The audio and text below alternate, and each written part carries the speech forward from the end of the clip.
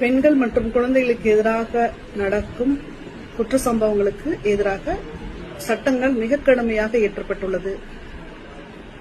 Sometimes encounter, remand, 20 years punishment, இந்த மாதிரி எல்லாமே வந்தாலும் திரும்ப திரும்ப crime against women and children நடக்குது அப்படின்னா நம்ம ஒவ்வொருத்தருமே வெட்கப்படணும், வேதனைப்படணும், அசிங்கப்படணும்.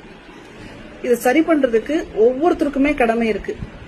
போலீஸ் மட்டுமோ, ஜட்ஜஸ் மட்டுமோ, கோர்ட் மட்டுமோ, டாக்டர்ஸ் மட்டுமோ, டீச்சர்ஸ் மட்டுமோ பொறுப்பேற்றுக்கிறது கிடையாது. ஒவ்வொரு குடிமகனுக்கும் இதனுடைய பொறுப்பை உணர்ந்து தடுக்கிறதுக்கு நம்மளை சுத்தி என்ன நடக்குது, நான் எப்படி எடுத்துக்காட்டா வாழ முடியும், நம்மளை சுத்தி என்ன நடக்குது, அது எதை சரி பண்ணனா இந்த மாதிரி குற்றங்களே நடக்காது அப்படிங்கறத யோசிச்சு ஒவ்வொருத்தரும் எடுத்துக்காட்டான வாழ்க்கை வாழணும்.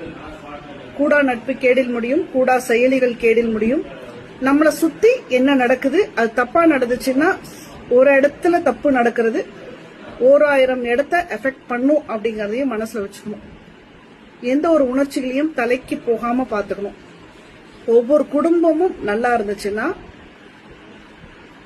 எந்த ஒரு பெண்ணும் தப்பு பண்ண மாட்டாங்க, எந்த ஒரு ஆணும் தப்பு பண்ண மாட்டாங்க. ஒவ்வொரு குடும்பமும் நல்லா இருக்கணும்னா எந்த குழந்தையும் நல்ல குழந்தை தான் மண்ணில் பிறக்கையிலே அவர் நல்லவராவதும் தீவரானதும் பெற்றோர் வளர்ப்பினிலே. அதனால ஒவ்வொரு குடும்பமும் நல்லா இருந்து அந்த குடும்பத்துல பெண்களை மரியாதையுடனும் அன்புடனும் பார்த்து எடுத்துக்காட்டான வாழ்க்கை பேரண்ட்ஸ் வாழ்ந்து காட்டுறப்ப அந்த குழந்தைங்க நல்ல சிட்டிசனா உருவாவாங்க. ஒவ்வொரு குடும்பமும், ஒவ்வொரு சிட்டிசனும், ஒவ்வொரு தனி மனித ஒழுக்கமும் சரியாகிறப்போ கண்டிப்பா தவறுகள் நடக்கிறதுக்கு வாய்ப்பே கிடையாது. ஒட்டுமொத்த சமுதாயமும் நல்லா இருக்கும். சோ நம்ம மாறணும், நம்ம சுத்தி இருக்கிறவங்க மாறணும். ஒட்டுமொத்தமாக ஒரு குற்றமில்லா சமுதாயத்தை உருவாவதற்கான சங்கல்பத்தை எடுத்துக்கொள்வோம். தேங்க்யூ.